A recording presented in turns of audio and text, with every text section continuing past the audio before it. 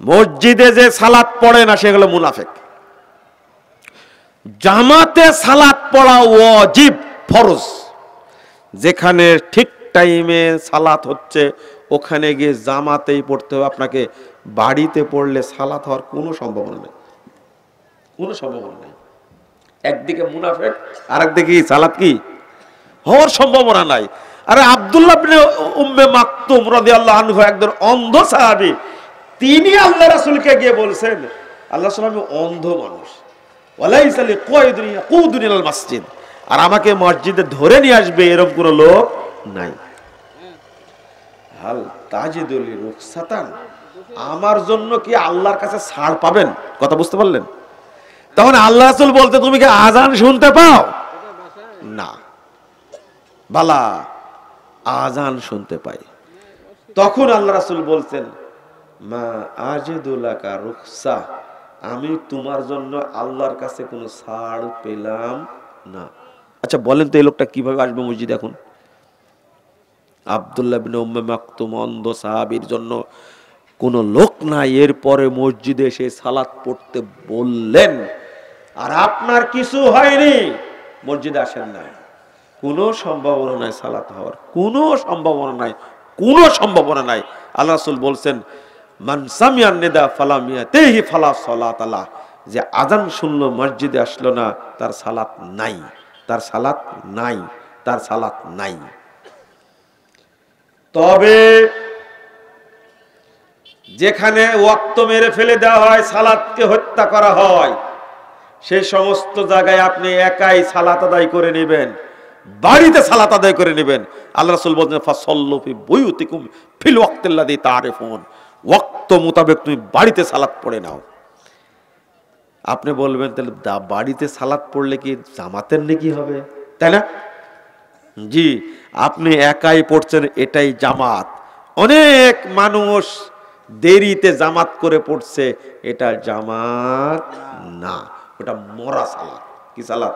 ওটা মরা সালাত। আর আপনি ওদের সাথে পড়লে ওটা হবে নফল, আর আগে যেটা পড়লেন ওটা কি আসল, ওটা হলো ফরজ। এটা আপনি একাই পড়ছেন, একাই জামাতের নাকি পাবেন। ইবনু মাসউদ রাদিয়াল্লাহু আনহু এটাই বলছেন। কথা বোঝা গেছে? তাহলে মুনাফিকের আলামত কয়টা হলো? দুইটা, দেরিতে পড়া, আর একটা কি জামাতে না পড়া। 3 নম্বর মানুষ দেখানোর জন্য পড়া। 4 নম্বর হলো ঠকাঠক মারা, ঠকাঠক।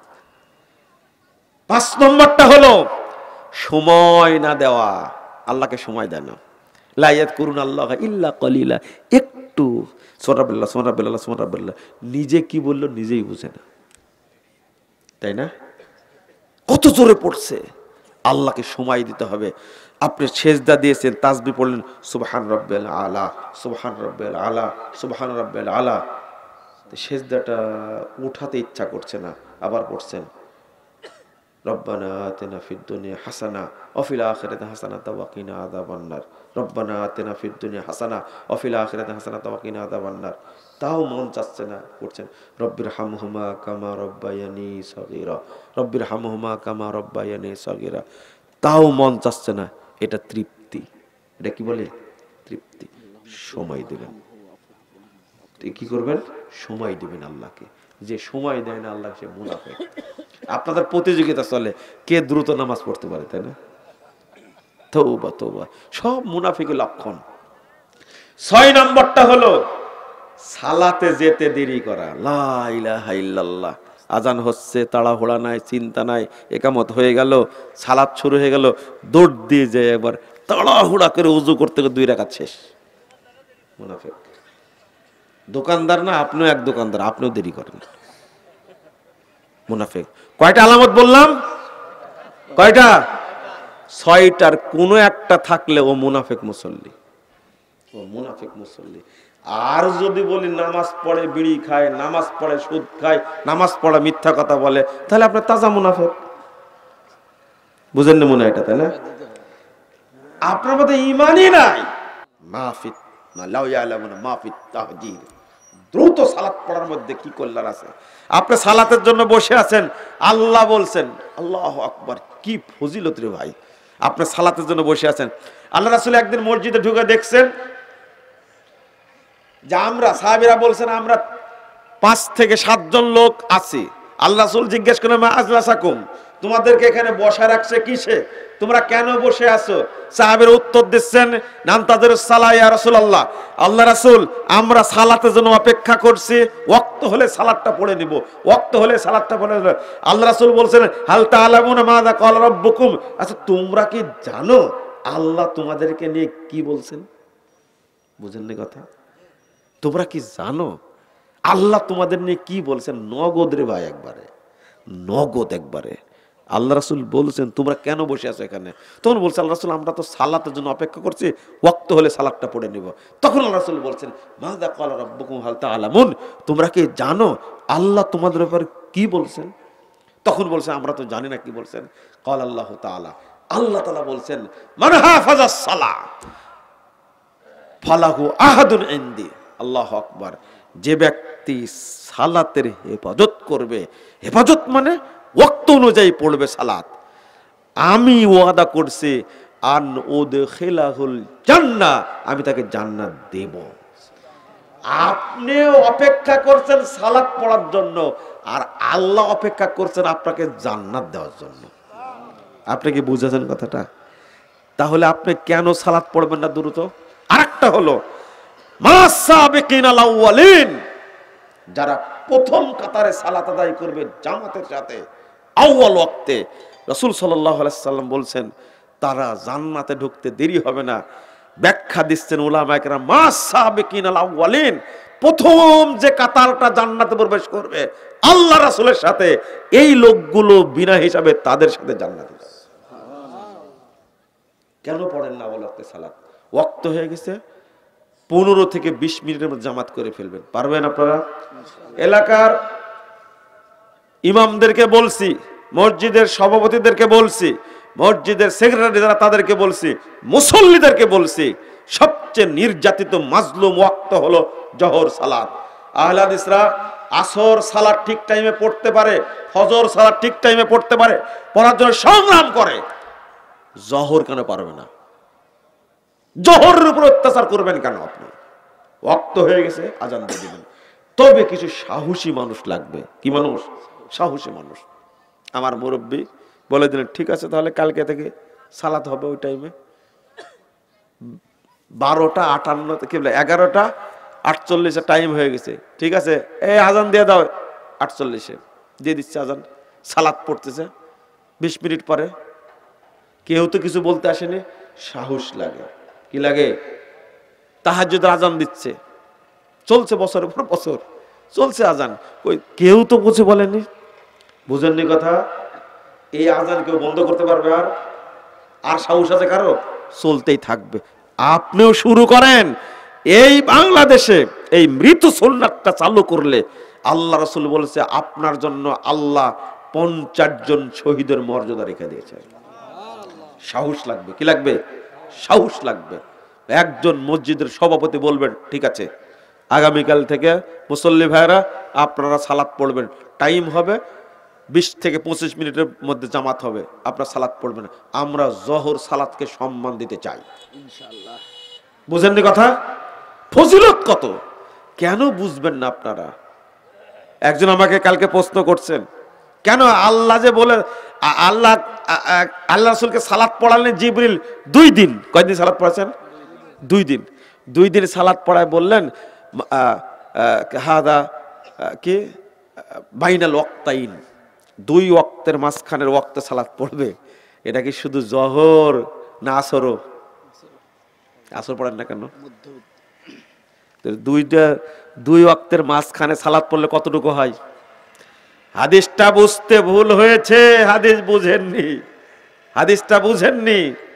তাহলে মাগরিবের সালাত আর এশার সালাতের মাঝখানে অর্ধেক করলে মাগরিব কখন পড়া উচিত?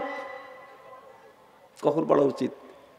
আসর সালাত আর মাগরিব সালাতের 2টা মাঝামাঝি পড়লে কয়টা পড়া উচিত? ভুল হয়েছে বুঝতে, হাদিস বুঝেননি। মা বাইনাল ওয়াক্তাইনে, এই ওয়াক্তটা নবীদের ওয়াক্ত, বুঝতে ভুল হয়েছে। অর্থাৎ আউয়াল ওয়াক্ত পার হওয়ার যখন পার হওয়া শুরু হবে, আউয়াল ওয়াক্ত যখন পার হওয়া শুরু হবে, ভালো করে বুঝেন, তখন থেকে নিয়ে মানে আখের ওয়াক্ত শুরু হচ্ছে যখন, আউয়াল ওয়াক্ত পার হলে কোন ওয়াক্ত শুরু হয়? আখের ওয়াক্ত শুরু হয় না? তখন থেকে হিসাবটা গণনা করতে হবে। আউয়াল ওয়াক্ত তখন, এই দুইটার মাঝখানে কি ওয়াক্ত? হ্যাঁ, এই দুইটার মাঝখানে হলো আসল ওয়াক্ত। তাহলে কয়টা হচ্ছে বুঝেননি?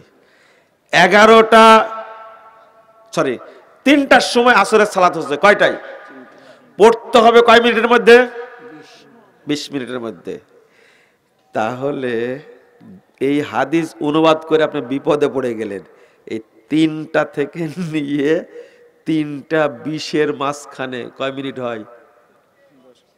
তাহলে 3টা 10-এ পড়তে হবে। আল্লাহ রাসূল এটা বুঝাইছেন, আল্লাহ রাসূল এইটা বুঝাইছেন। আর আপনি বুঝাতে গেলেন কোনটা? যে আসর সালাত শুরু হচ্ছে কয়টায়? 3টায়। শেষ হবে কয়টায়? 5টা 10-এ। কয়টায়? 5টা 10-এ। 5টা 10 না, আরো 5টা 15 মনে হয়, 5টা 15, 17, 18-তে। তাহলে 2টার মাঝামাঝি করেন, কয়টা হচ্ছে তাহলে? কি বুঝালেন তাহলে? কি বুঝালেন আপনি? এই 2টার মাঝখানে আল্লাহর নবীকে সালাত পড়ালেন প্রথম দিন আউয়াল ওয়াক্তে, আর দ্বিতীয় দিন পড়াইছেন আখের ওয়াক্তে, অর্থাৎ যখন আখের ওয়াক্ত শুরু হচ্ছে তখন। তাহলে হাদিসটা বুঝতে অসুবিধা হয়েছে না? শুধু জহর কেন হিসাব করলেন আপনি? তাহলে আসরও হিসাব করতে হবে, মাগরিবে হিসাব করতে হবে, ফজরও হিসাব করতে হবে, এসব হিসাব করতে হবে, তাই না? আচ্ছা, এশা হিসাব করলে কি হবে বলেন তো দেখি? এশার টাইম শুরু হচ্ছে 7টায়, ধরেন কয়টায়? 7টায়। আর শেষ হবে কয়টায়? 12টায়। 7 5 কত? 2.5 ঘন্টা যোগ করেন, মাঝখানে সালাত কোনটা হচ্ছে? কত? 9:30টায় পড়েন তাহলে? না, হাদিসের অর্থে এটা না, বুঝতে ভুল হয়েছে। শুধু তাই না, অধিকাংশ আলেম বলছেন এশার সালাতের শেষ ওয়াক্ত হলো ফজরের আজান হওয়া পর্যন্ত। কোন পর্যন্ত? ফজরের আজান হওয়া পর্যন্ত। তাই 7টা থেকে ফজরের আজান পর্যন্ত কয় ঘন্টা হচ্ছে? কয় ঘন্টা? মা বাইনাল ওয়াক্তাইনে, হ্যাঁ, কয় ঘন্টা? 8 ঘন্টা, 10 ঘন্টা। তাহলে 7 5 12, তাহলে এসা আপনার কয়টার পড়তে হবে?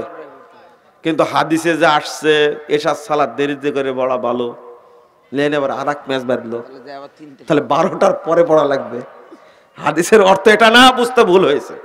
আল্লাহ যেন আমাদের বুঝার তৌফিক দান করে। তাহলে কখন থেকে হিসাব করতে হবে? আউয়াল ওয়াক্ত থেকে হিসাব করতে হবে, এবং আখের ওয়াক্ত যখন শুরু হবে তখন পর্যন্ত হিসাব করতে হবে। এবার স্পষ্ট হয়েছে?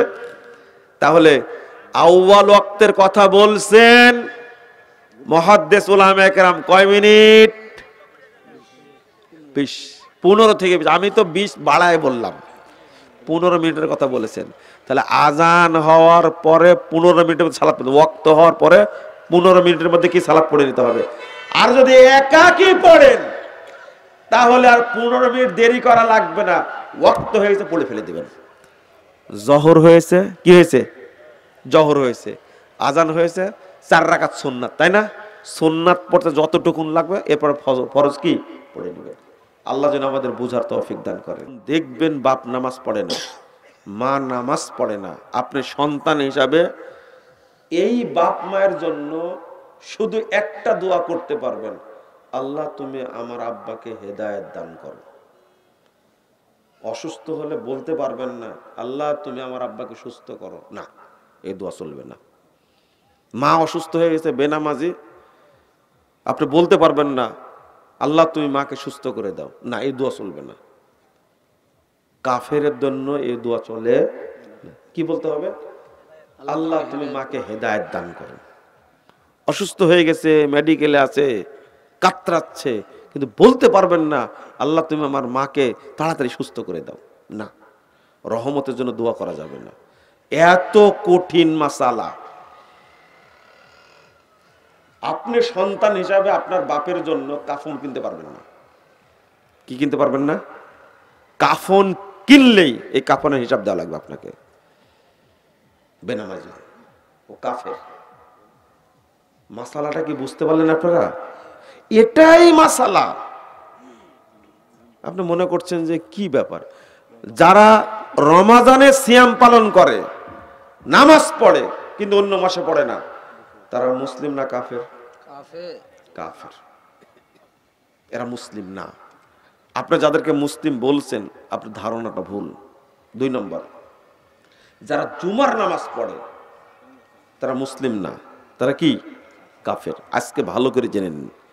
আর নামাজিরা যারা সালাত আদায় করে তারা কখনোই বেনামাজি জানাজা যেতে পারবে না। আর যদি আপনি আপনার মাকে কাফন পরায়া মসজিদে নিয়ে আসেন জানাজা করার জন্য, আগে শাস্তি হবে আপনার। কার শাস্তি হবে? আপনার।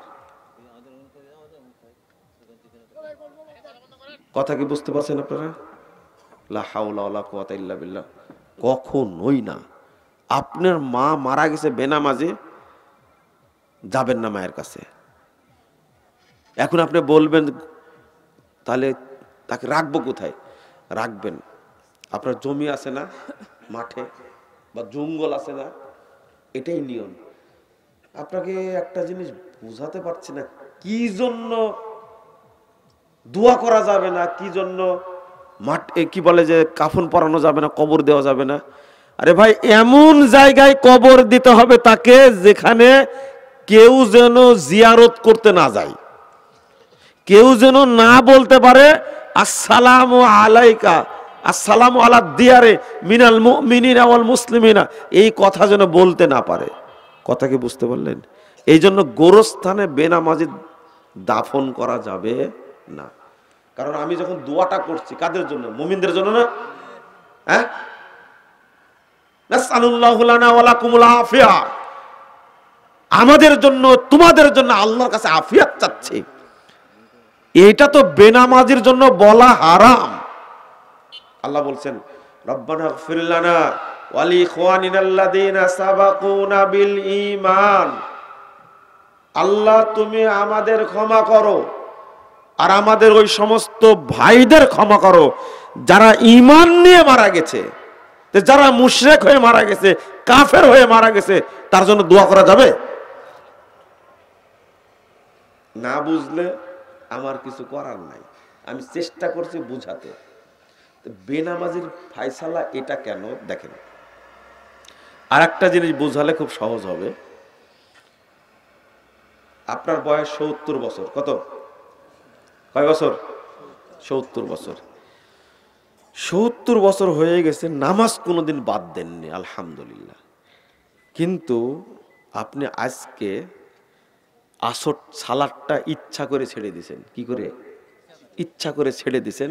গল্প করছিলেন, আড্ডা মারছিলেন, খেয়াল করেননি, সালাতের প্রতি আপনার মনোযোগ ছিল না। আপনি ইচ্ছা করে সালাদটা ছেড়ে দিয়েছেন, এখন মাগরিব হয়ে গেছে। কি হয়ে গেছে? 70 বছর বয়স, জীবনে একবার হয়েছে। আপনি ইচ্ছা করে মাগরিব মানে আসরটা পড়েন, এখন মাগরিব হয়ে গেছে। এখন মাগরিব হয়ে গেছে, বলেন তো আপনি এখন কি করবেন? তওবা।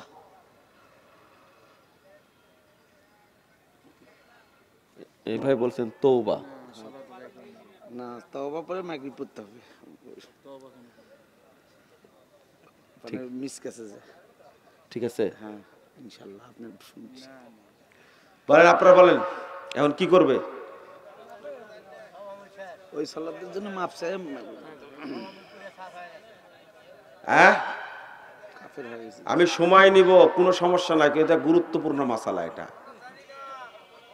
যারা জানেন তারা বলেন। তা আপনারা যে বলেন যে আপনার বক্তব্য আমরা শুনি, কথাটা ঠিক না। তওবা এবং নতুন করে কালেমা ঈমান লাগবে। ঈমান আনতে হবে আবার। ঈমান এবং তওবা। সালাত কাজে করলে পূর্ণ মুসলমান থাকে না, সে অমুসলিম হয়ে যায়, আবার সে কলেমা পড়ে সালাত আদায় করতে পারে। নতুন করে মাসালা এনারটা কিছুটা ঠিক হয়েছে, ওনারটাও ঠিক হয়েছে, একটু ভুল হয়ে গেছে এই জায়গায়।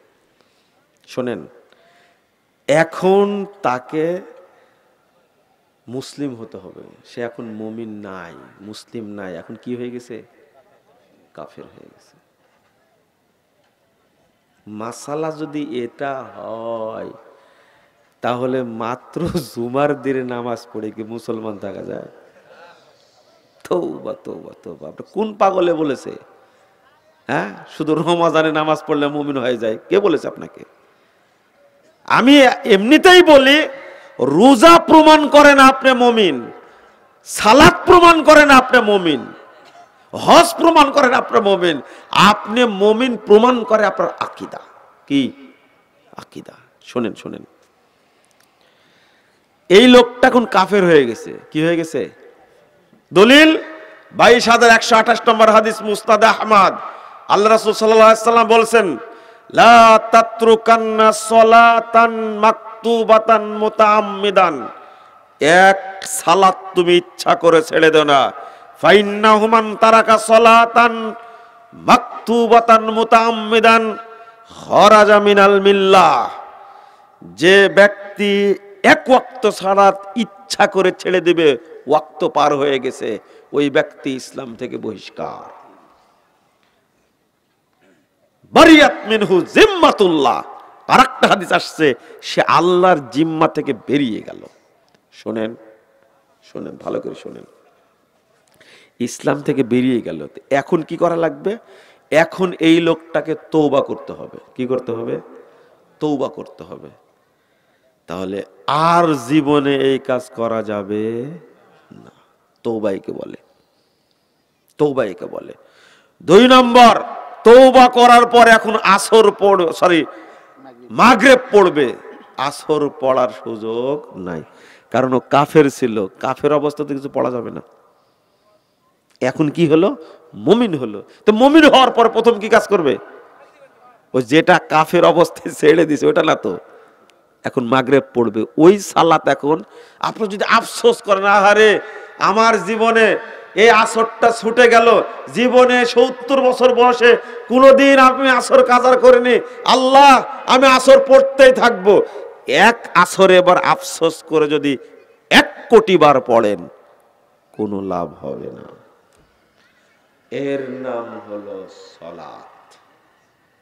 অন্য ইবাদতে ছাড় আছে, সালাতে ছাড় নাই, পড়তে হবে। তবে হ্যাঁ, এটাও শুনে নেন, আপনি অ্যাক্সিডেন্ট করেছেন, সিসিইউতে আছেন, আইসিইউতে আছেন, লাইফ সাপোর্টে আছেন, আপনি এক ওয়াক্ত কেন 5 ওয়াক্তই পড়তে পারেন না, পারলেন না, কোনো সমস্যা নাই।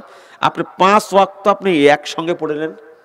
662 661 নম্বর হাদিস নাসাইয়ের মধ্যে এসেছে, রাসূল সাল্লাল্লাহু আলাইহি সাল্লাম খাইবারের যুদ্ধের দিনে 4 ওয়াক্ত সালাত একবারে পড়েছেন। আপনি পড়েন, কিন্তু ইচ্ছা করে, অলসতা করে, অবহেলা করে সালাতের টাইম পার করে দিলে আর মুমিন থাকবেন না। আমি তো বুঝাতে পারি না, দেখি বুঝেন কিনা আপনারা। একটা ছেলে পরীক্ষা দিচ্ছে, কি দিচ্ছে? পরীক্ষা দিচ্ছে। 10টায় শুরু হয়েছে, 1টায় শেষ হয় পরীক্ষা, ঠিক? আপনি 1:15 গিয়ে হাজির হয়েছেন, পরীক্ষা আপনার কে নিবে? শয়তান নিবে, প্রিন্সিপাল নিবে, ভাইস প্রিন্সিপাল নিবে, হল সুপার নিবে। ও এইটা কানের মধ্যে ঢুকে, সালাতের বিষয়টা ঢুকে না। আপনি বিসিএস পরীক্ষা দিবেন, সবকিছু ওকে, 1 ঘন্টা পরীক্ষা, 12টা থেকে 1টা পর্যন্ত। আমি 1টার পরে গেছেন আপনি হলে, কে পরীক্ষা নিবে আপনার? ভূতে। তো এই জিনিসটা দুনিয়ার ব্যাপার। আপনার বাপও যদি হল সুপার হয়, আপনার বাপও যদি বিসিএস এর পিএসসির চেয়ারম্যান হয়, আপনার পরীক্ষা নিতে পারবে? আপনি কি বলতে পারবেন আমি জ্যামে পড়েছিলাম, আমার ট্রেন ফেল করেছি, বিমান ফেল করেছি, এই চিৎকার করে একটাই হাজির হয়ে কোন ব্যক্তি আপনার পরীক্ষা নিতে পারবে? এটা হলো দুনিয়ার ব্যাপার, আপনার বাপের ব্যাপার, এটা আপনার দুলা ভাইয়ের ব্যাপার, এটা অফিসারের ব্যাপার, তাই এখানে আপোষ হচ্ছে না। আর সালাতের ব্যাপারে আপনি কিভাবে মনে করলেন করে নেবে? আল্লাহ তো এত শক্ত কথা অন্য ইবাদতের বলেননি, এটার ব্যাপারে বলেছেন কেন? আশা করি ক্লিয়ার হয়েছে, বুঝতে পারছেন কথা? আর কোনদিন বাদ দিবেন সালাত? ইচ্ছা করে।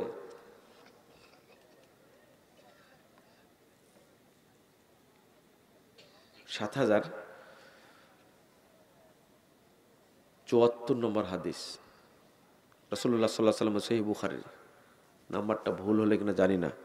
রাসূলুল্লাহ সাল্লাল্লাহু আলাইহি ওয়াসাল্লাম বলছেন যে আমি দেখলাম একজন ব্যক্তিকে পাথর দিয়ে মারা হচ্ছে। কি দিয়ে? পাথর দিয়ে মারা হচ্ছে। তো মাথাটা চৌচির হয়ে যাচ্ছে। আবার পাথরটা নিয়ে আসতে আবার ভালো হয়ে যাচ্ছে মাথাটা, আবার মারছে। তো আমি জিজ্ঞেস করলাম এই লোকটাকে, তখন বলছে এটা হলো কারি, কোরআন তেলাওয়াত করতে জানতো, ওয়ার ফুজুহু, কোরআন তেলাওয়াত করতো কিন্তু কোরআনের হক আদায় করেনি। ওয়ায়ানামু আনিস সলাতিল মাকতুবা, এই এক কাজ করত আর ফরজ সালাত না পড়ে ঘুমাতো। এই জন্য জাহান্নামে যাওয়ার আগেই শাস্তিটা হচ্ছে। বুঝেছেন মনে হয় কথা? ফজর কয়টায় পড়েন আপনি? অনেকে প্রশ্ন করেন যে ফজরটা পড়তে পারেনি। আমি প্রশ্ন করি কেন পারেননি? 3টায় ঘুমালে, সারা রাত আড্ডা মেরেছেন, টিভি দেখেছেন, ইন্টারনেট ঘাটাঘাটি করেছেন, উলঙ্গ ল্যাংটা মহিলার ছবি দেখেছেন, 3টায় ঘুমায় কি 5টায় উঠা যাবে? শয়তানও তো পারবে না। আপনার স্বভাবটা আর কুকুরের স্বভাবটা কিন্তু একই। কুকুর সারা রাত দৌড়ায়, সকালে ফজরের আগ দিয়ে যেখানে দেখবে ছাই বা কাঁড়ির বড় পালা, ওই জায়গার উপর একটা ঘুম দিবে ও একবারে 9টা পর্যন্ত। আপনিও ঠিক সারা রাত দৌড়ান, ঘুমান শেষ পর্যায়ে ঘুমান উঠেন কয়টার ঘুম থেকে? ভদ্রলোক আপনি, তাই না? কোনোদিন বিমান ফেল করেছেন আপনি? কোনোদিন বিমান ফেল করেছেন? ট্রেন ফেল করেছেন? বাস ফেল করেছেন? আপনি ফজর পরে যাবেন ঢাকায়, এই জন্য দাদাকে বলে রাখছেন, দাদিকে বলে রাখছেন, মাকে বলে রাখছেন, বাপকে বলে রাখছেন, বোনকে বলে রাখছেন, বউকে বলে রাখছেন, আমি কালকে যাব, বাস যেন ছুটে না যায়। হাবিব ভাই ঠিক আছে? হ্যাঁ ঠিক আছে। তারপর পাগড়ি পরেছেন কেন? পড়ি মাঝে মাঝে, কখন পরেন পাগড়ি আপনি? এমনিতে মাঝে মাঝে পড়ি। না, আমার খুব পরিচিত মানুষ তো, এই জন্য একটু বললাম। পাগড়ি পরার কারণে আমি চিনতে পারিনি প্রথমে যে পাগড়ি পরে কে বসলো আমার পাশে, তাও কালো পাগড়ি পরেছে। আচ্ছা শোনেন, এদিকে তাকান, এদিকে তাকান। আল্লাহ যদি জিজ্ঞেস করেন তুমি কোনোদিন বাস ফেল করনি ঘুমের কারণে, তুমি কোনোদিন ট্রেন ফেল করনি, তুমি কোনোদিন বিমান ফেল করার রেকর্ড নাই, বিমান ফেল করলে ইমান যেত না, পরের ফ্লাইটে আবার যাওয়া যেত। ট্রেন ফেল করলে ইমান যেত না, পরে আবার ট্রেনে যাওয়া যেত। বাস ফেল করলে পরের বাসে আবার যাওয়া যেত। ওই বাসের কোম্পানি বলবে, ঠিক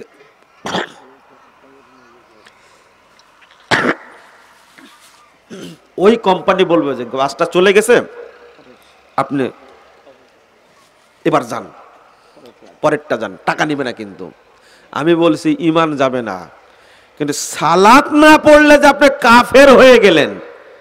কয়টা অ্যালার্ম দিয়ে রাখছেন জীবনে? একটাও না। মা ডাকে, বাপ ডাকে, উঠেন না আপনি। আমি আপনাকে বোঝাতে পারছি না, দুর্ভাগ্য, কষ্ট লাগছে এটা। কেন লাগেন না? যদি বিমান ধরার জন্য, বাস ধরার জন্য 5 জনকে বলে রাখা লাগে, সালাতে উঠার জন্য 500 জনকে বলে রাখতে হবে। বুঝেননি কথা? কারণ ইয়ানামু আনিস সলাতিল মাকতুবা, ও কাফের, ঘুমাচ্ছে, নগদ শাস্তি। সহিহ বুখারীর হাদিস। আপনি কিভাবে বললে আপনি বুঝতে পারবেন? আমি নিজেও বুঝছি না। আর সালাতের ব্যাপারে এত অবহেলা করেন। আল্লাহ রাব্বুল আলামিন বলছেন ফাওয়াইলুল লিল মুসাল্লিন, মুসল্লিদের জন্য ওয়াইল। এই মুসল্লি কারা? সাহাবীরা অনুবাদ করতেন ফাওয়াইলুল লিল মুনাফিকিন, যারা মুনাফিক মুসল্লি তাদের জন্য ওয়াইল। এরাই যাবে গাইয়াতে। ওয়াইল এবং গাইয়া মানে কি? ওয়াইল মানে কি? ওয়াইল মানে হলো জাহান্নামের সেল। ওয়াইল মানে কি? জাহান্নামের সেল। জেলের মধ্যে জেল, তার নাম সেল। যারা মুসল্লি তাদেরকে আল্লাহ জাহান্নামের সেলে রাখবেন। ইবনে মাসউদ রাদিয়াল্লাহু আনহু বলছেন, ওয়াদিন ফি জাহান্নাম, ওয়াইলটা হলো, গইয়াটা হলো জাহান্নামের একটা উপত্যকা, একটা দ্বীপ, একটা অঞ্চল। বাইদুল কর, যে জাহান্নামটা সবচেয়ে গভীর, খবিসুত্তম, যে জাহান্নামের খাদ্য হবে পচা, দুর্গন্ধযুক্ত। ইমাম আমাশ হাসান বসরি তিনি বলছেন, ওয়াদিন ফি জাহান্নাম, জাহান্নামের একটা উপত্যকার নাম হলো ওয়াইল। জাহান্নামের একটা সেল, তার নাম হলো ওয়াইল। মিন দামিন ওয়া কাইহিন, যেটা তৈরি করা হয়েছে দুইটা যে বস্তু দ্বারা, পচা রক্ত, পচা পুঁজ দ্বারা। এই জায়গায় থাকে মুনাফেক মুসল্লি। মুনাফেক মুসল্লি কে? মুনাফেক মুসল্লি কে এটা জানতে হবে না? এই জন্য বলেছি শুরুতেই, আমি কিন্তু নামাজিদের ব্যাপারে কথা বলছি। কাদের ব্যাপারে? বেনামাজের ব্যাপারে বলছি না। বেনামাজের ব্যাপারে যতটুকু বলেছি এতটুকুই যথেষ্ট। আমার ভাইয়েরা আসছে আলোচনা শোনার জন্য, আমি ভাইদেরকে বলবো সালাতে ত্রুটি থাকলে সংশোধন করে নেন। আল্লামা দেলার হোসেন সাইদি রহিমাহুল্লাহ তিনি জাল হাদিসের কবরে রাসূল সাল্লাল্লাহু আলাইহি ওয়াসাল্লাম সালাত বইটা পড়ে জেলখানা থেকে 2013 সালের 25শে ডিসেম্বর আমার কাছে একটা পত্র লিখেছিলেন। পত্রের শিরোনাম দিয়েছিলেন, ভুল সংশোধনের সফলতা আছে, ব্যর্থতা নেই, লজ্জারও কিছু নেই। আবার শোনেন, ভুল সংশোধনে সফলতা আছে, ব্যর্থতা নেই, লজ্জারও কিছু নেই। কেন লিখলেন? 9 পৃষ্ঠার পত্র কেন লিখলেন? আপনার বোঝার দরকার না? ভুল মানুষেরই হয়, হয় না? শয়তানের ভুল হয়। এত বড় আলেম সারা পৃথিবীতে মুসলিমরা তাকে চিনে, সব দেশের মুসলিমরা তাকে চিনে, বাঙালিরা তো চিনেই, বাংলাদেশের হিন্দুরাও চিনে। এত বড় লোক যদি, পরিচিত মানুষ যদি, তিনি যদি চিন্তা করতে পারেন আমার সালাতে ভুল থাকতে পারে, আপনার সালাতে ভুল হয় না তো কেন? আমি ভুলটা ধরাই দিলে কি অন্যায়? আমাকেও ধরাই দেন। বাংলাদেশের মানুষ জাল হাদিসের কবরে রাসূল সাল্লাল্লাহু আলাইহি ওয়াসাল্লাম সালাত, এই বইটার ব্যাপারে এত মিথ্যাচার করলো, এত মিথ্যাচার করলো, আশ্চর্য লাগে। আমি লিখেছিলাম শুধু সালাতে ভুল থাকলে সংশোধন করে নেবেন। এত সুন্দর একটা কথা বইটার উপরে লিখছেন। বইটা আমি পড়েছি, আপনি পড়বেন, ভুল থাকলে সংশোধন করবেন। সাইদি স্বাক্ষর করে দিয়েছেন। এই স্বাক্ষর করে বইটা যে কত মানুষের কাছে পাঠাইছেন, যেটা আমি করতে পারবো না কোনোদিন।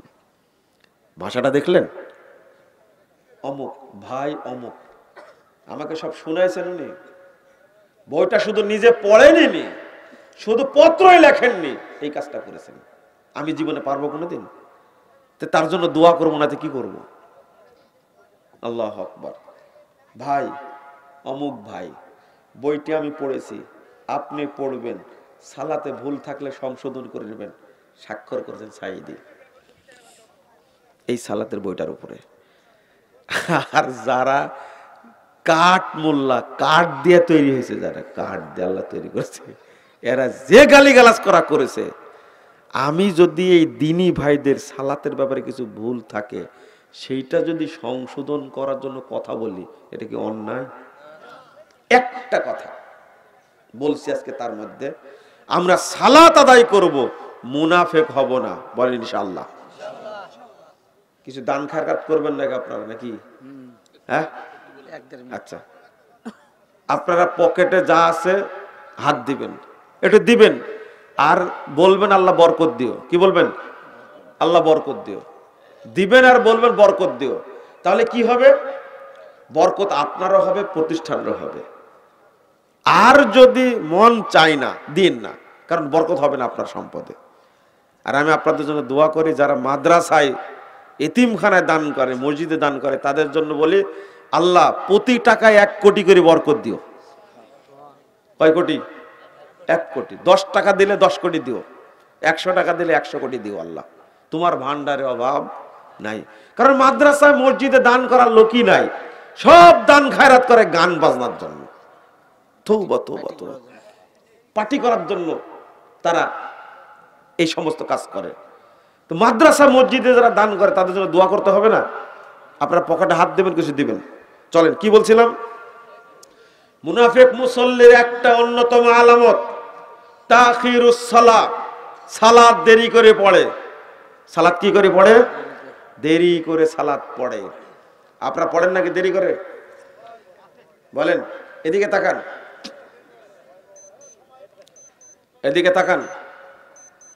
জোহর কয়টায় পড়েছেন আজকে? কয়টায়? একটায়, পৌনে একটায়। কেউ পড়েছে পৌনে একটায়, কেউ পড়েছে একটায়, কেউ পড়েছে 12:30টায়। বলেন তো ওয়াক্ত হয়েছে কয়টায়? হ্যাঁ, 11:47। ভুল বললেন, 11:52। রাইট, এটা ঠিক আছে, এটা ঠিক আছে, 11:52 ঠিক আছে। এটা 11:52-তে টাইম হলো, একটাই পড়লেন কেন জোহর? হাজী সাহেব, ও হাজী সাহেব, আপনাকে বলছি, আপনি হজ করতে গেছেন, দেখে আসেননি সালাত কখন পড়ে? তারা কখন পড়ে? ওয়াক্ত হয়ে গেছে, আজান দিবে, 10-12 মিনিটের মধ্যে কি সালাত পড়ে নেবে। হাজী সাহেব, আপনি কি করলেন হজ করে? শুধু আলহাজ নিয়ে আসলেন, আর কিছু নিয়ে আসলেন না? শুধু খেজুর আর পানি নিয়ে আসছেন, তাই না? আর কিছু নিয়ে আসলেন না? পানিও শেষ হয়ে গেছে, খেজুরও শেষ হয়ে গেছে, হয়নি? আর আরেকটা কাজ করেছেন, সেটা হলো জমজমের পানি দিয়ে এহরামের কাপড়টা ধুয়ে আতর মাখায় রেখে দিয়েছেন কাফন দেওয়ার জন্য, তাই না? হজ মক্কাতে আছে, বাংলাদেশে আসেনি। আপনার যেটা দরকার ছিল এটা করেননি কেন? বুঝেননি মনে হয় কথাটা, তাই না? আপনি দেখে আসলেন, 45 দিন ছিলেন সেখানে, মক্কাতে সালাত পড়ছেন, মদিনাতে পড়েছেন, টাইম হয়েছে, আজান হয়েছে, জামাত হয়েছে, কি নিয়ে আসলেন? এসে বললেন না, ইমাম সাহেব ঘটনা কি বলেন তো? ওখানে তো সালাত পড়ে আসলাম 12:05, আর এখানে পড়ছি 1টা-1:30টায়, ঘটনা কি বলেন তো? বুঝা দেন। তারা বেশি বুঝে ইসলাম না আপনি বেশি বুঝেন? যদি ইমাম সাহেবকে ধরা হতো, ইমাম সাহেব কিছু বলতে পারতো? কেন করেননি? ওয়াক্ত হওয়ার নিয়ম হলো, ওয়াক্ত হয়েছে, তার থেকে মাত্র 15 থেকে 20 মিনিটের মধ্যে জামাত করতে হবে। কত? 15 থেকে 20 মিনিটের মধ্যে। কোথায় 20 মিনিট? 1:30টায় পড়ছে, 1টায় আজান দিয়ে 1:30টায় সালাত পড়ছে, এখন এই টাইমে, এই টাইমে। আস্তাগফিরুল্লাহ। আর আপনার ওয়াইফ পড়ছে কয়টায়? 3টায়। অধিকাংশ সময় আপনার ওয়াইফ কিন্তু জোহর আসর একবারেই মারে। জিজ্ঞেস করেন, কতকাল আগে কাফের হয়ে গেছেন আপনি নিজেও জানেন না। কতকাল আগে হয়ে গেছেন তো চিন্তাই করেননি। লা হাওলা ওয়ালা কুওয়াতা ইল্লা বিল্লাহ। এই জাতি আল্লাহর কাছে কি জবাব দিবে? ওদের সব সময় কাজ হলো স্বামীর ভুল ধরা। কার? স্বামীকে জ্বালায় মারে মহিলারা, যাকে বলে, কিন্তু নিজের ব্যাপারে কি সচেতন না। শুধু অভিযোগ, প্রশ্ন করলে অভিযোগ, আমার স্বামী এই করে, আমার স্বামীকে ফোন ধরলে মহিলা খালি তালাক আর তালাকের ফতোয়া। দেশে হোক দেশের বাহিরে হোক, কিছু কিছু পাগল বউ বিয়ে করে বাড়িতে রেখে গেছে আর তালাক দিচ্ছে মালয়েশিয়া থেকে, তালাক দিচ্ছে আমেরিকা থেকে। কে বিয়ে করতে বললো আর কে তালাক দিতে বললো ওরাই ভালো জানে। অনেক বিয়ে করছে মোবাইলে, তালাক ইতিমধ্যে কয়েকটা হয়ে গেছে, এখনো সংসার হয়নি। কি যে পাগলামের একটা পরিবেশ এখন চলছে। শোনেন, এই ট্র্যাডিশনটা এখনকার বর্তমানের ট্র্যাডিশন, আগে এত খারাপ অবস্থা ছিল না। এই মহিলা নিজের ব্যাপারে কোনো খোঁজ রাখে না, অথচ আপনার ওয়াইফের উপরে জামাত ফরজ না, মসজিদ ফরজ না, ফরজ না, বাড়িতে আছে। 11:52 হয়ে গেছে, এখন যে সালাত পড়ে নেবে। সালাত পড়ার পরে আগে থেকে প্রস্তুতি নিয়ে থাকবে। সালাত পড়ার পরে ও তরকারি কাটাকাটি করবে, না কাপড় চোপড় ধোয়াধুয়ি করবে, না থালি বাসন মাজবে, না ঘর মুছবে, এটা পরের ব্যাপার। না রান্না বাড়া করবে, পরের ব্যাপার। আগে কি সালাদটা পড়ে নিতে হবে। যদি দেরিতে 2:30 3টায় পড়ে, কার আলামত? কার আলামত? মুনাফিকের আলামত। তোর হাতে ভাত খেয়ে কি লাভ? আপনিও একটা ওই রকম মোটা হুঁশ মার্কা ডিমান্ড নিয়ে বিয়ে করেছেন, আপনাকে 5 পয়সা দাম দেয় না। কোন রকম বাচ্চা কাচ্চা হয়েছে তাই, কিন্তু আপনাকে কে দাম দেয়? আপনি তোর বাপের কাছ থেকে টাকা নিয়েছেন, ও দাম দিবে আপনাকে? আপনিও বলদ একটা। বউয়ের কাছে কি আপনি একটা বলদ, কিছু বলতেও পারেন না তাকে। বলবেন কি করে? ওর বাপের খাটে আপনি ঘুমান, ওর মায়ের দেওয়া ফ্রিজের গোস্ত আপনি খান, ওর বাপের দেওয়া পালসার গাড়িতে আপনি চলেন, আপনার পুরুষত্বই নাই। আপনি আবার ঠিক বলেন, ঠিকও বলতেছে আবার। দেখেন না, আপনারা ভালো না। চিন্তা করেন, আপনার বউকে বলবেন কি করে, এই আগে সালাত পড়ো, কথা কানে শোনে না, নামাজে পড়ে না। কতজন প্রশ্ন করে বলে, ভাই কি করব, বউ তো নামাজ পড়ে না, তালাক দিয়ে দেন।